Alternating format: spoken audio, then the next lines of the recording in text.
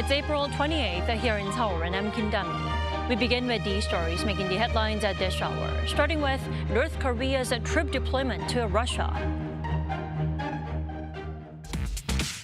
The North on Monday confirmed for the very first time that it has sent troops to support Russia in Moscow's war against Ukraine. And what the North claims is under the Pyongyang-Moscow Mutual Defense Treaty. Former Democratic Party leader Jae-myung has been nominated as the party's presidential candidate for the June 3rd election after winning nearly 90% of all votes in the party's primary. The People Power Party is aiming to announce its presidential candidate with the goal of finalizing the results of the primary on Tuesday. A massive explosion at the largest commercial port in Iran has killed at least 40 people, with more than 1,000 injured. Local investigators suspect chemicals stored in shipping containers caught fire. North Korea has officially acknowledged its dispatch of troops to Russia to fight against Ukraine on Monday, just 2 days after Russia did so, and the latest effort by the two allies to justify the military support. Our Hampyeong starts us off. North Korea confirmed for the first time that it has sent troops to support Russia's war efforts against Ukraine. Citing the North's ruling party, the state news agency KCNA said Monday that the troop deployment was ordered by leader Kim Jong-un himself, who made the decision under the Comprehensive Strategic Partnership Treaty, which he signed with Russian President Vladimir Putin last year. Article 4 of the treaty says North Korea and Russia shall immediately provide military and other assistance to the other party if it falls into a state of war due to armed invasion from an individual or multiple states. Kim Jong-un reportedly hailed those deployed to Russia as heroes and representatives of the honor of the motherland. And the KCNA also cited the Central Military Commission of the regime's ruling Workers' Party as saying the deployment of troops showed the firm alliance between Pyongyang and Moscow, as it declared Russia's victory in a battle to liberate the Kursk region. This comes after Russia on Saturday local time confirmed that all Ukrainian troops were forced out of the western Russian region of Kursk with the help of North Korean troops. I would like to separately note the participation of the servicemen of the Democratic People's Republic of Korea in the liberation of the border areas of the Kursk region, who provided significant assistance in the defeat of the wedged group of the Ukrainian armed forces. South Korea's intelligence agency in October of last year assessed that around 12,000 North Korean troops have been deployed to the Kursk region. The news also comes as Kim Jong-un is likely set to visit Moscow for Russia's Victory Day celebration in May, and as U.S. President Donald Trump and Ukrainian President Volodymyr Zelensky met in Vatican City on the sidelines of the Pope's funeral to discuss a potential ceasefire deal. Haempyeong, Arirang News. Shifting gears to the presidential primaries here in the country. As widely expected, the Democratic Party's frontrunner Jae-myung has secured his second presidential run as the party's candidate for the 21st June presidential election. Our political correspondent Jae-myung reports. Jae-myung has been confirmed as the DP's presidential nominee after winning 89.77% of the vote. No surprises as expected. The Democratic Party wrapped up its presidential primaries on Sunday with a victory for former party leader Jae-myung. According to the DP, he won the votes of over 90% of party members and delegates and over 89% in a public poll of 1 million people. With both results weighted 50% each, he secured 89.77% of the total vote against his two opponents, Kim Kyung-soo, former Gyeongsang-namdo Province Governor, and Kim Dong-yeon, current Gyeonggi-do Province Governor. It's the highest figure ever recorded in a presidential primary among DP-affiliated candidates.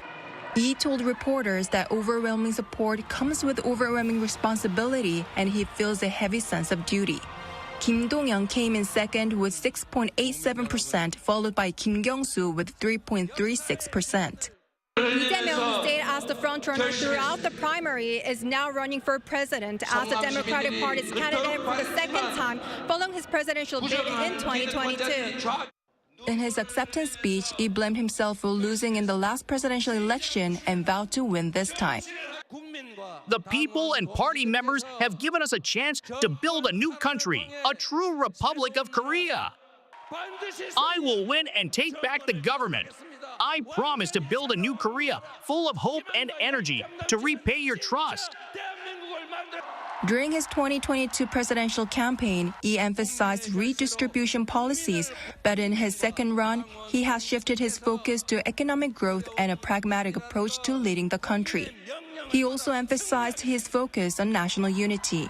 He kicked off his first day as a presidential candidate with a visit to the Seoul National Cemetery on Monday morning and will later hold a meeting at SK hynix headquarters on AI memory semiconductors. 신하영, Arirang News. Now, the People Power Party primary is still going on, with the voting for the second round opening on Sunday. The results will come on Tuesday, but whether there will be a runoff is still a question. Kim Do-yeon has the details. The People Power Party on Sunday began the voting process for the second round of its presidential primaries. This will run for 2 days, and if one of the four contestants, Kim Moon-soo, An Chol-soo, Han Dong-un, and Hong Jun-pyo, gets more than 50% of the total votes, he will be the presidential candidate. If not, there will be a runoff for the top two. The competition will be decided by votes with 50% of voters eligible PPP members, and the remaining 50% coming from an open survey. Meanwhile, on Sunday, the contestants pushed for their candidacy. Kim Moon-soo, seen as the most conservative and appealing to the older generation, revealed his pledges for virtual assets, including cryptocurrency. He's looking to make it so that government and financial institutions will be able to invest in them. An Chol-soo first had a press briefing at the National Assembly pleading for support, saying he's the only one to beat the Democratic Party of Korea's candidate Lee Jae-myung before visiting his hometown, Busan. Han Dong-hun traveled around the capital region meeting with local politicians and PPP members. He said he will give 200% to beat Lee Jae-myung and ask for votes to finish the primary in this round with more than 50% of votes. Hong Jun-pyo took to the streets to meet with citizens, especially younger ones, on the streets of Hongdae, a popular hangout area for students and young people. There, he appealed to those in their 20s and 30s to favor him the most among the PPP contestants. The talk of the town continues to be whether acting president and Prime Minister Han Duck-soo will declare candidacy. The window is closing, as if he wants to run, he has to step down from a public post by May 4th. As the acting president's candidacy is being requested by some PPP supporters, all PPP primary contestants have said they will merge with his camp if they become the PPP presidential candidate, seeking the supporters' votes. As for the final result of the primary, if the race ends in the second round, it'll be announced on Tuesday. If there is a runoff, it'll be announced during the party's convention on May 3rd. Kim Do-yeon, Arirang News. South Korea's finance minister Choi Sang-mok said Sunday that trade talks with the U.S. last week eased uncertainties and opened a path for orderly consultations. The finance chief made the remarks upon arriving at Incheon International Airport, returning from the U.S. capital, where he held trade talks with U.S. Treasury Secretary Scott Bessent and U.S. Trade Representative Jamieson Greer, alongside Seoul's Industry Minister An Duck-gun. According to Choi, Seoul clarified the agenda items and laid the groundwork for future negotiations. The finance minister also said that he fully explained to the U.S. side about the upcoming snap presidential election and the need for cooperation with the National Assembly on the tariff talks.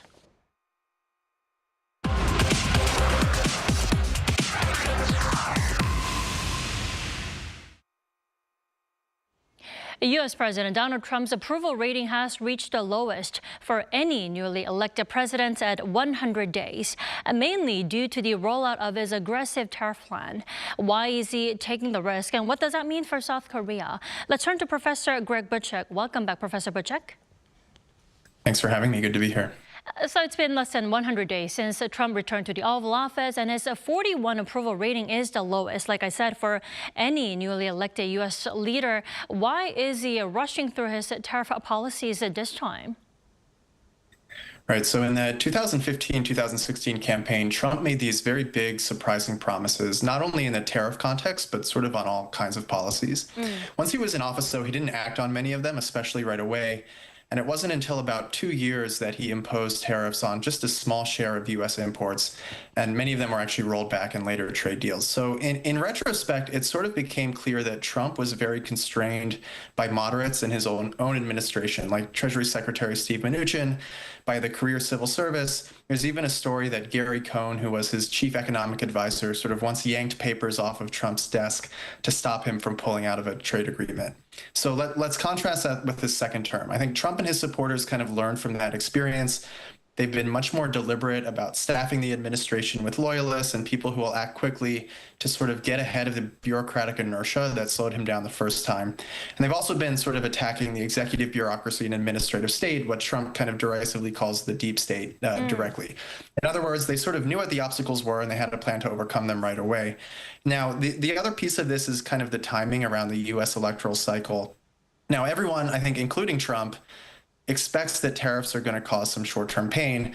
The administration wants that pain to sort of play out early before midterms in 2 years and the next presidential election in 4, so that voters might start seeing the benefits later. Now, I think there's a lot of disagreement about whether there actually will be any long-term benefits, but Trump and many in his administration do sincerely believe that whatever we get in the longer term will be worth the short-term cost.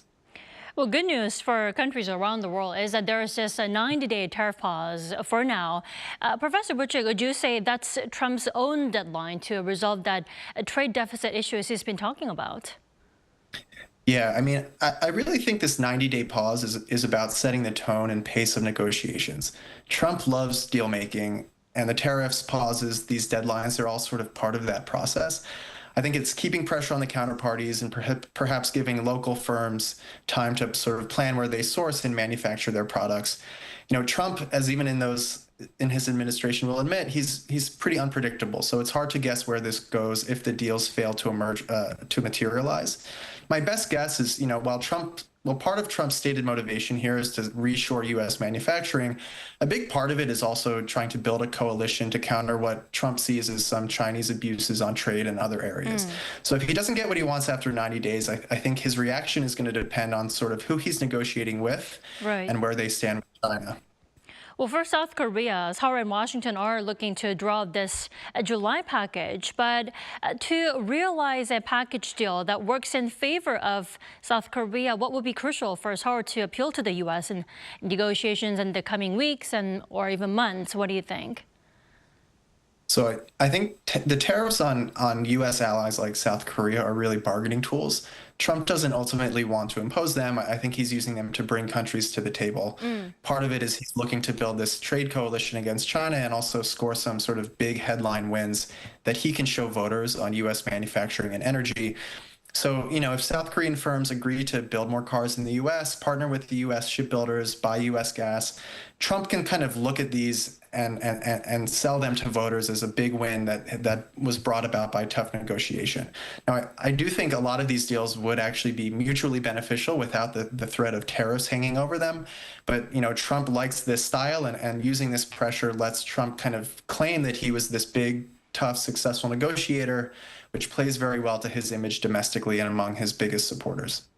Well, Trump himself mentioned shipbuilding and LNG as bargain tools for South Korea. Now, based on the consultations held last week, will South Korea's LNG imports, though, be enough as a leverage for South Korea to find a breakthrough in the whole Trump tariff policies?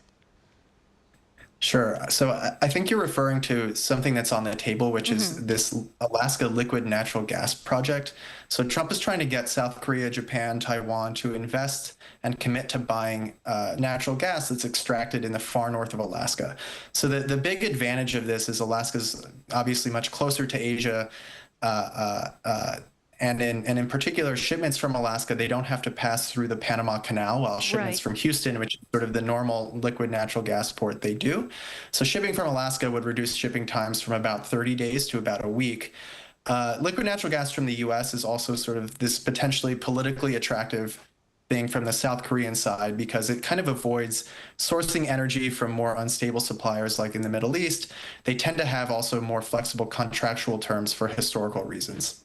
So why does Trump like this? So Trump wants to boost U.S. energy, and a project like this is very, very visible. It's very tangible, and Trump seems to love these very visible and tangible things. To give you kind of a funny example, when I was in Chicago for grad school, there was this big Trump condo hotel building downtown that said Trump on it in very big letters.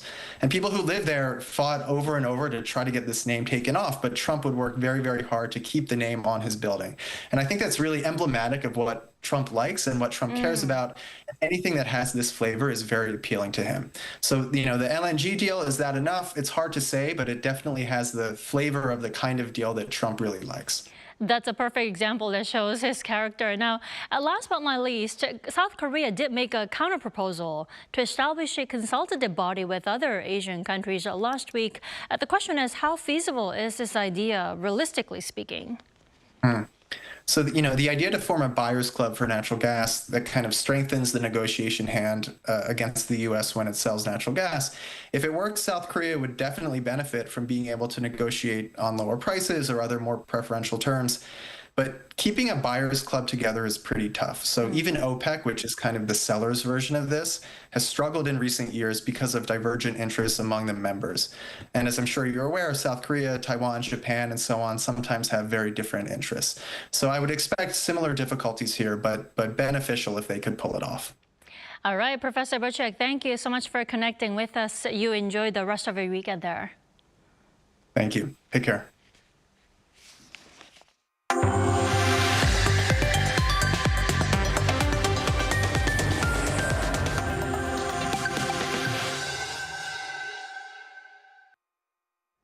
A deadly explosion at a port in Iran on Saturday killed dozens and left over 1,000 others injured. Now, reports point to the possibility of chemicals used to make missile propellant being behind the explosion. Lee Seung-jae has the details. A massive explosion at the port of Bandar Abbas on Saturday killed at least 40 people and left at least 1,000 others injured. According to eyewitnesses and surveillance footage, chemicals in an area with shipping containers caught fire, setting off the massive explosion. According to the state-run Islamic Republic news agency, quoting an Iranian official, the explosion was likely due to containers of chemicals, but the official did not elaborate on what type of chemical. Iran's national oil company also explained that the explosion was not related to refineries, fuel tanks, or oil pipelines in the area. The deadly explosion on Saturday was also a grim reminder of another massive explosion in Beirut nearly 5 years ago. The similarity in the smoke created from the blast also shed light on what type of chemical could have been involved. Video and images from CNN showed orange-brown smoke rising from the port, suggesting that a chemical such as sodium or ammonia was involved. The New York Times also reported on Sunday that a person with ties to the Islamic Revolutionary Guard Corps said what exploded in the incident was sodium perchlorate, a major ingredient in solid fuel for missiles. Other experts have said that ammonium nitrate was behind the deadly blast, the same chemical involved in the 2020 Beirut explosion. Lee Seung-jae, Arirang News. Now, for those of you here in Korea looking to enjoy the most out of the spring warmth, how about a butterfly festival? Our Park Gun-woo shows us a glimpse of the Spring Festa. Busy and colorful wings flutter through the air, signaling the full arrival of spring. And there's no better place to experience it than at South Korea's biggest butterfly festival in Hampyeong County, Jeollanam-do Province. Celebrating its 27th edition, Hampyeong Butterfly Festival showcases around 200,000 butterflies of nearly 20 different species. Among them, the Korean tiger swallowtail has been named the Butterfly of the Year. Caterpillars, larvae, and other fascinating insects also add to the festival's charm, making it a rare opportunity to enjoy nature up close. After the festival kicked off on Friday, People from all over the country visited to enjoy not just the winged insects, but the vibrant scenes of spring. My friends and I are all over 70, but we've been here since early this morning, feeling as excited as if we were 18 again. There are so many flowers, butterflies, and even people. It's such a joy to be here. It's really fun to see butterflies I've only seen in books. There are so many kinds like the cabbage white butterfly that I know, and I actually got to see them today. I hope more people can come and enjoy them too. The festival isn't just for observing, as it's filled with intriguing activities to encounter butterflies, including feeding them using floral bouquets. Nabiya, Nabiya. One of the greatest things you can try here is releasing a butterfly, so I'll be trying it myself. As I do it, I'll be sending off my greatest wishes on their wings, hoping they'll spark a new, beautiful butterfly effect. Now go, fly away. While butterfly populations are in decline globally, especially down by 22% in the U.S. over the past 2 decades, Hampyeong has worked hard to keep its ecosystem thriving. Instead of collecting butterflies from the wild, we raise them using selected breeding stock. To thrive, butterflies need host plants for caterpillars and nectar plants for adults. And this clean and natural area of Hampyeong offers both in abundance. He stressed that the combination of natural resources, expertise, and sustainable practices is making Hampyeong an ideal place for both the butterflies and the festival. Offering visitors a colorful spring escape with butterflies galore, the festival runs through May 6. Park Gon-woo, Arirang News, Hampyeong.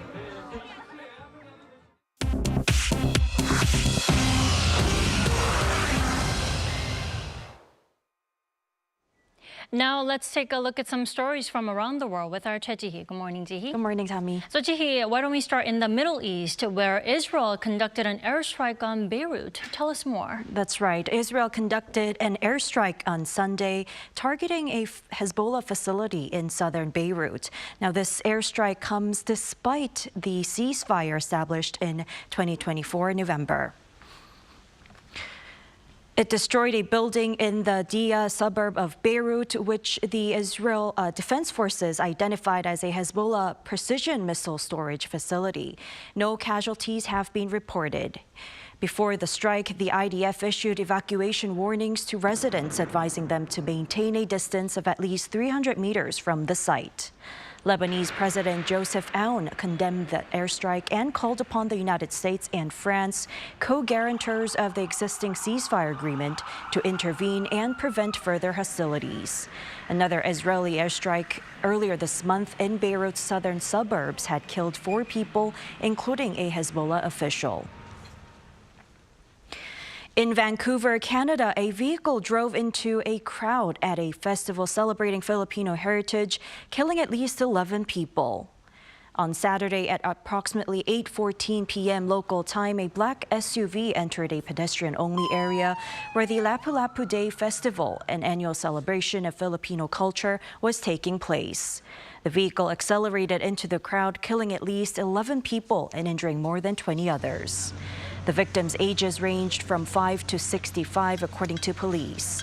The driver, a 30-year-old Vancouver resident known to have mental health issues, was taken into custody after being detained by bystanders at the scene. Police stated that the suspect acted alone and there was no evidence suggesting acts of terrorism.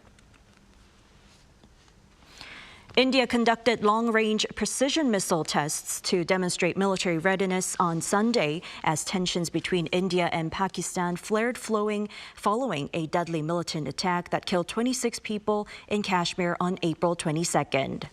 India has since announced a series of measures to downgrade its ties with Pakistan, including suspending a key water-sharing treaty and closing borders. Pakistan responded by canceling Indian visas and closing its airspace to Indian aircraft. Pakistani Prime Minister Shehbaz Sharif issued a strong warning on Saturday, stating that Pakistan would respond with full force if India decides to suspend the Indus Waters Treaty. Finally, in Rome, the Vatican opened Pope Francis' tomb to the public on Sunday.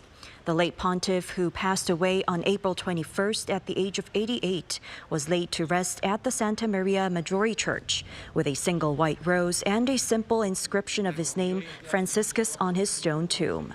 The simplicity reflected his commitment to humility and simplicity.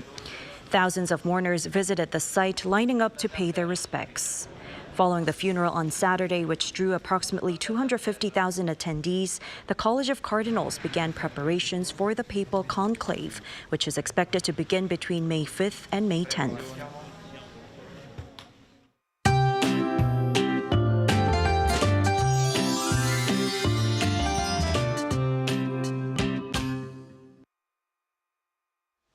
We are starting the week with beautiful clear skies and warm spring sunshine across the country. However, with the air getting drier and strong winds picking up, the risk of wildfire is growing, so we need to be extra careful.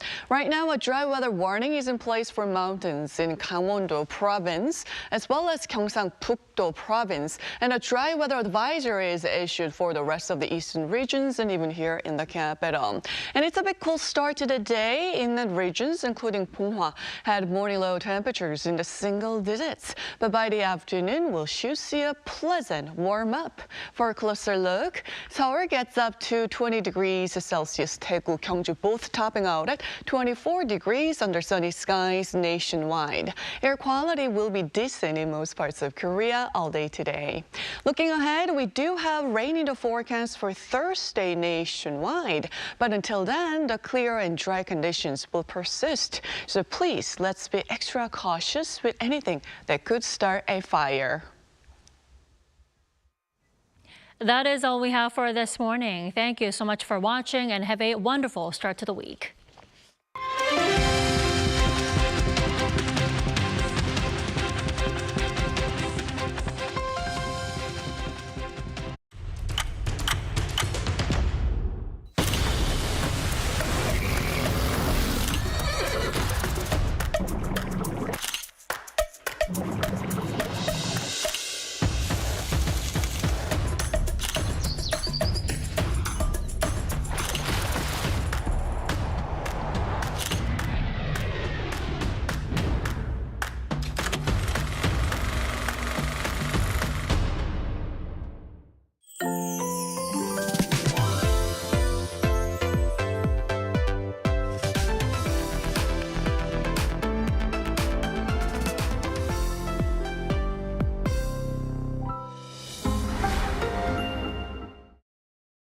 How to survive in Korea.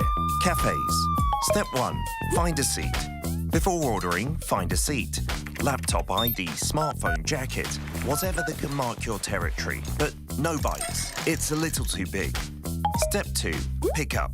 We do not ask or call your name. We call out, B69번 고객님. The buzzer will vibrate when your order is ready at the counter. Wait, got your straw? Keep the top of the wrapper on. Doing this is more hygienic.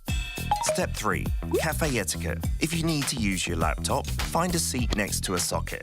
No extra charge for using electricity. But if you're staying over 3 hours, how about ordering another drink or dessert? Step 4.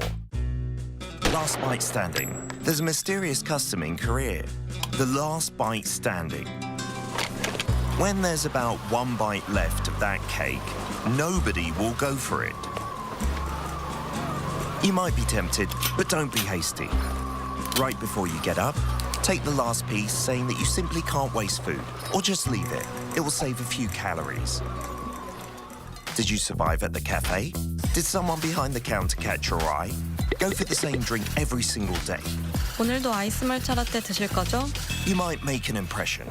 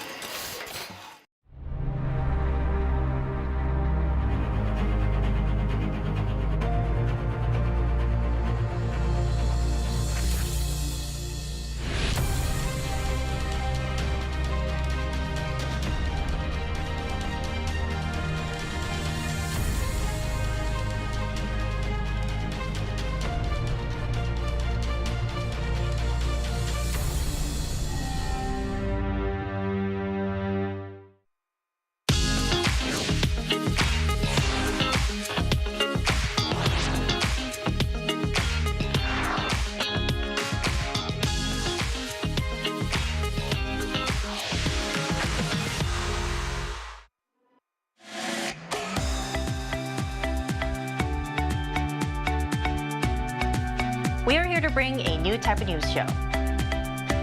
New insights, new styles, and new topics every day. We are News Generation. Bringing news just for you. It's Monday, April 28th here in Seoul. I'm Song Yujin and welcome to News Generation. Joining us today is Kwon Ji-yeon. Happy Monday, Yujin. Happy Monday, Ji-yeon. And Ki Kim. Happy Monday. Happy Monday. Now, both are here to speak on behalf of those in their 20s and 30s. So Monday is when we dive into topics trending among young people here in Korea. And today we're going to shine the spotlight on the place we call home, that is Seoul City.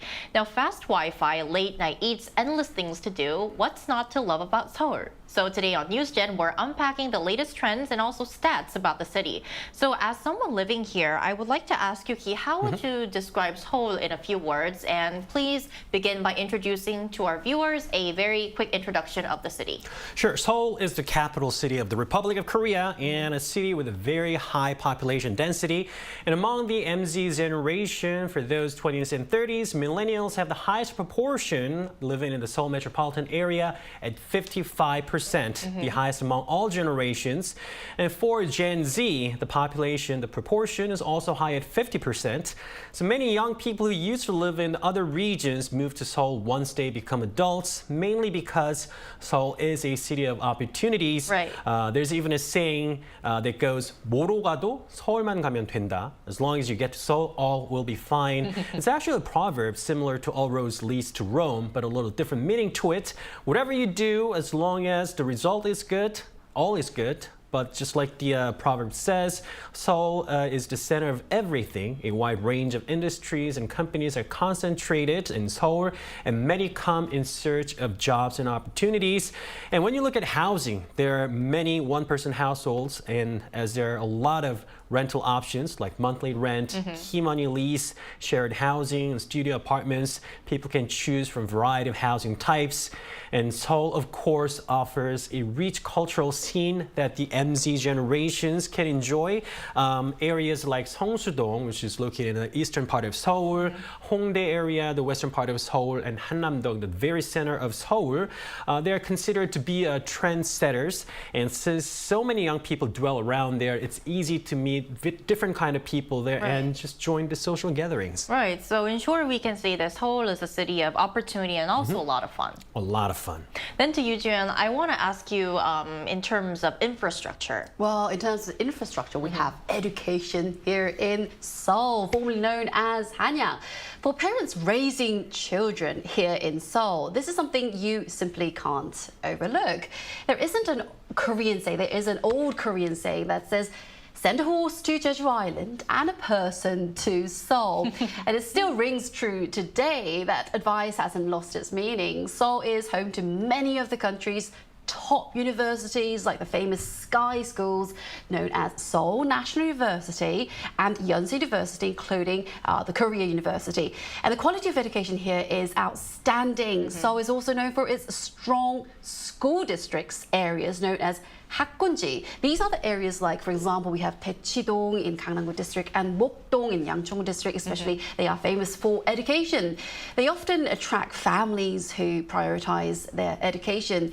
The city's infrastructure is also second to none. World-class hospitals, a highly developed transportation system, and conveniences like 24-hour convenience stores make everyday life incredibly easy and efficient for Seoulists. But on top of that, Seoul offers an incredible cultural scene, from museums and galleries to festivals and live performances throughout the weekend and throughout the year as well. And if you are a career-driven young professional, Seoul's dynamic job market and countless networking opportunities make it a very good place, an ideal place to grow both personally and professionally. So study, work, and dream in Seoul, it's all comes together here. Right, so a lot to explore when it comes to Seoul. Indeed. So we're now going to kind of dig into the latest figures that really paint a clear picture of Seoul today. So Ji-yeon, could you please walk us through these numbers? Of course. Well, speaking of Seoul, when you think of the city itself,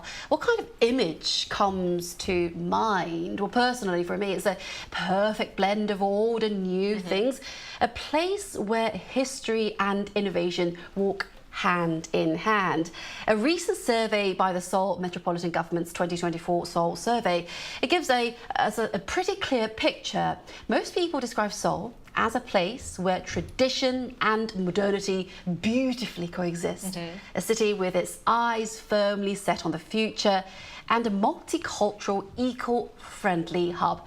And here's something very interesting. Nearly 68% of respondents said they would still want to live in Seoul even 10 years from now. So as for the city's top landmarks, we have Gwanghwamun Square, the royal palaces like Gyeongbokgung Palace, and also the Hangang River were the favorites. And only in Seoul can you hit a palace tour and a pop concert on the same afternoon. So morning at Lotte Tower, and you can visit the Gyeongbokgung Palace after lunch. And then you can maybe stop by the Lotte World amusement park. Oh, lovely, lovely. That's right. Okay, so we've given you a quick overview of Seoul. So to get a more global perspective on today's topic, after the break, we're going to invite a young person from the U.S. who chose Seoul as his new home. We'll be right back.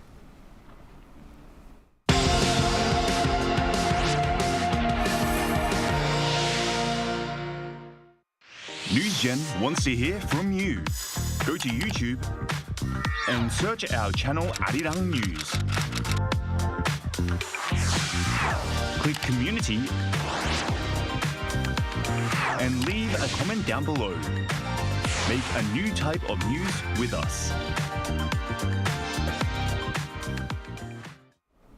So to help us better explore Seoul, joining us today is American millennial Brandon M. Jones. Welcome back to the show, Brandon. Hi, everyone. Thanks for having me again today. Hope you guys are all doing well. We are doing well, and hope you're having a happy Monday. Yes, I am. I'm in Seoul, so it's always good. Well, perfect guest for our topic today. So, Brandon, we'd first like to ask you, when did you first move to Seoul? And we also want to know what really inspired or motivated you to move to this city? So I've been living in South Korea in general for about 10 years and in Seoul for 7 years. So originally before I came to South Korea, like the quick version, I was a scientist, wanted to do PhD, wanted a gap year, looked at various countries, where could I go, landed on Korea, did some research, fell in love with the country, moved here, fell in love more with the country. And I was only supposed to be here for 1 year and it's been 10. So I think can say that Seoul's Korea's a really good country, really great place, and it's a great place to keep living and like raise a family, do all this kind of stuff here.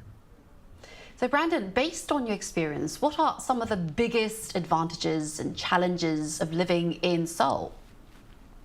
Well, since I'm American, comparing Seoul to the United States, there's a lot of different things. Well, one thing is Seoul's transportation. In America, you got to have a car. In the States, in Korea, you don't really need to have a car. You got the buses, you got the jihacho, 24/7, everything's 24/7, convenience stores, great medical, great education. There's so many good things here. You can call for some food at 2 a.m. and it will arrive. But the cons of it is like traffic. I think that's the biggest thing. Sometimes you can have some early morning traffic or late night traffic when work ends. But besides that, everything is pretty good. And I think the last hard thing is the language. If you don't know the language, it could be a little bit difficult. Yes, Koreans from 3rd grade to the end of high school, they do study English, but you can't expect someone to speak English. So you should learn Korean to speak with the natives here to have a better experience. Right.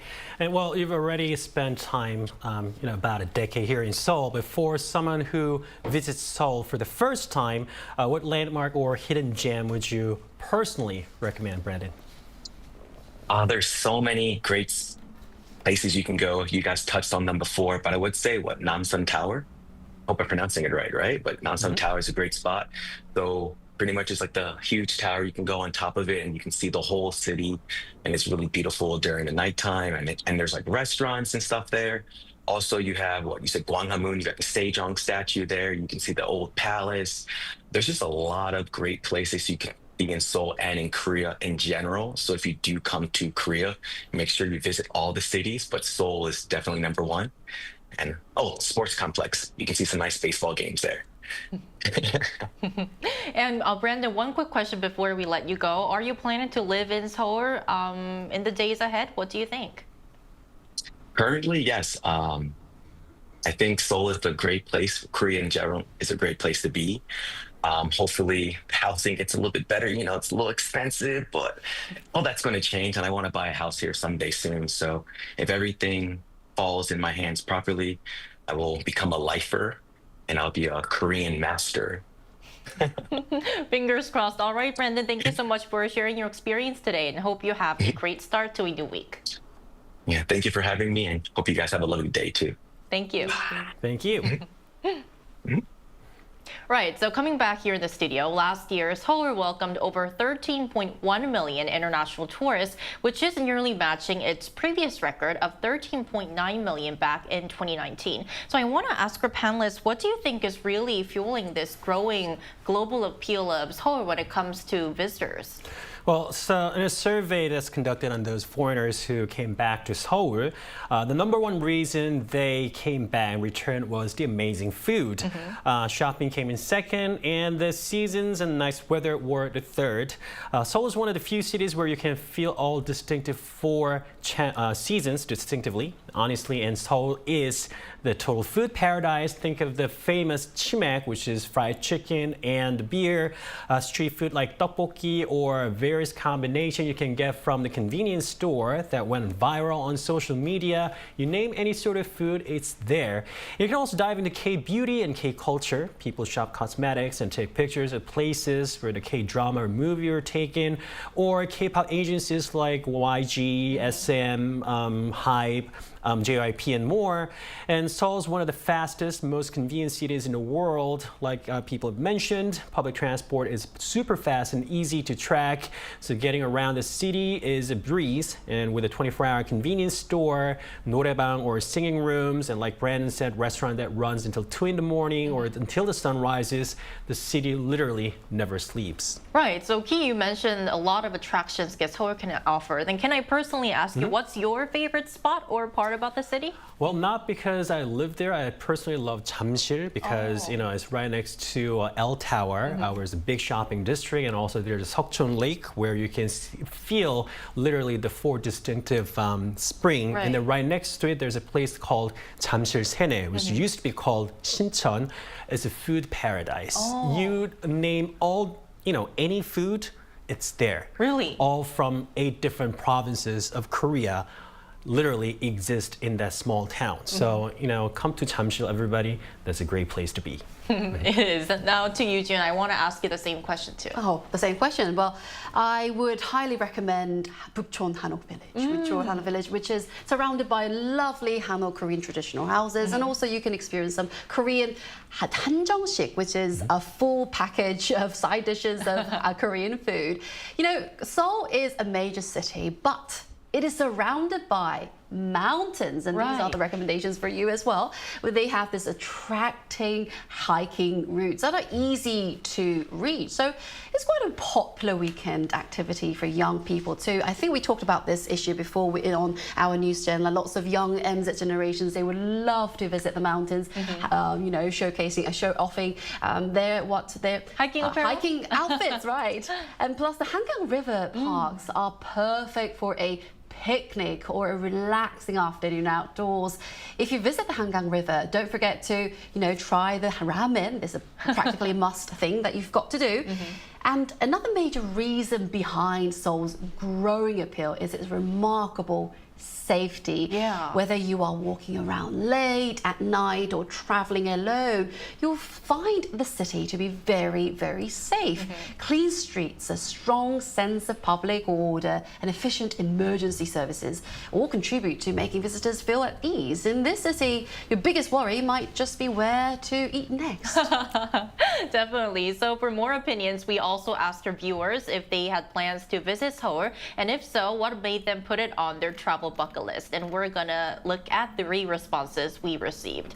Our first comment for this Monday is by Blue Dynamo 1545. I visited Seoul earlier this month. I love the public transit that lets me go anywhere in the city in a short amount of time. The cafes, shops, and seeing the city from the top of Lotte World Tower was absolutely stunning. Can't forget the food as well. And Moss 1001 says, just visited. In fact, my main goal is visiting was personal, but I also wanted to discover more more of Seoul as a city surrounded by mountains. The National Museum of Korea was nice as well. Our final comment is by Matthew Lays, 6504. My ancestors fought a battle for that city. I'd like to visit Seoul to see if there's anything left of Seoul as it used to be. We'll hope you have a chance to visit Seoul really soon, Matthew.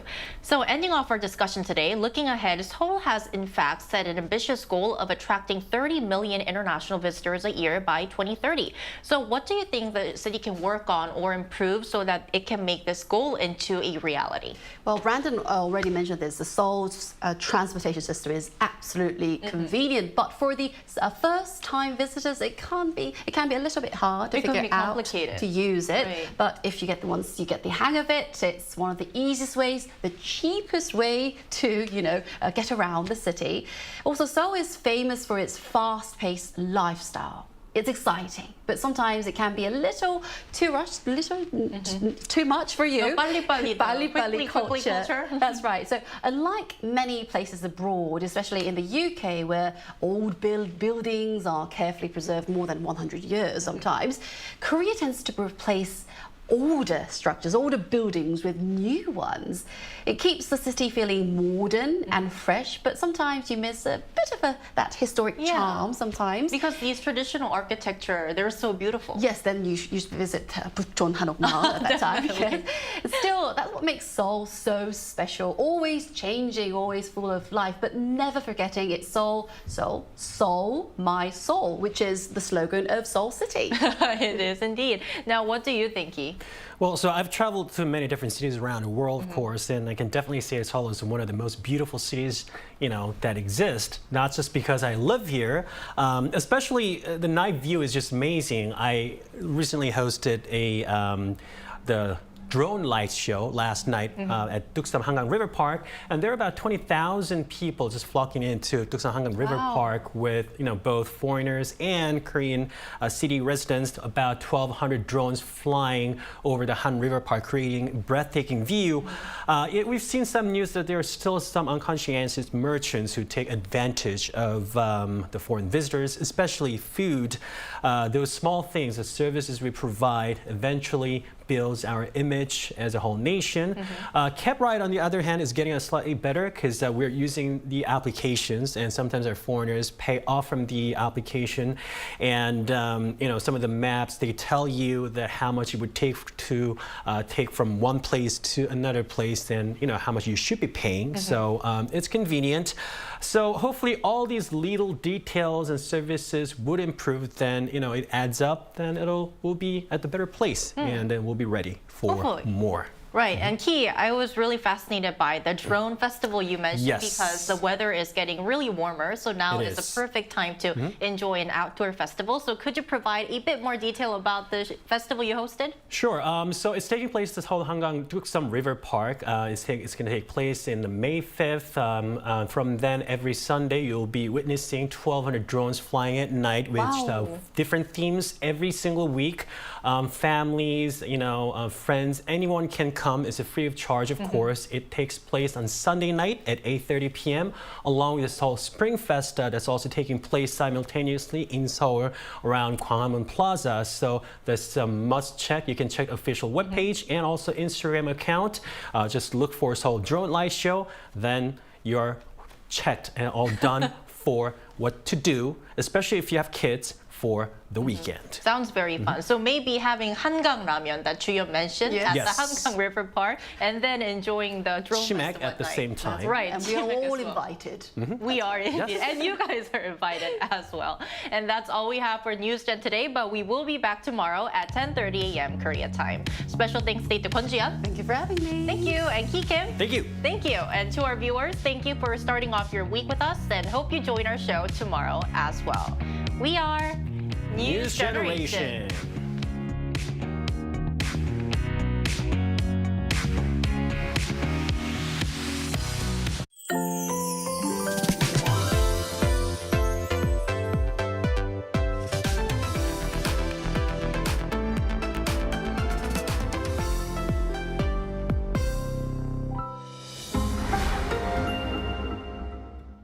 How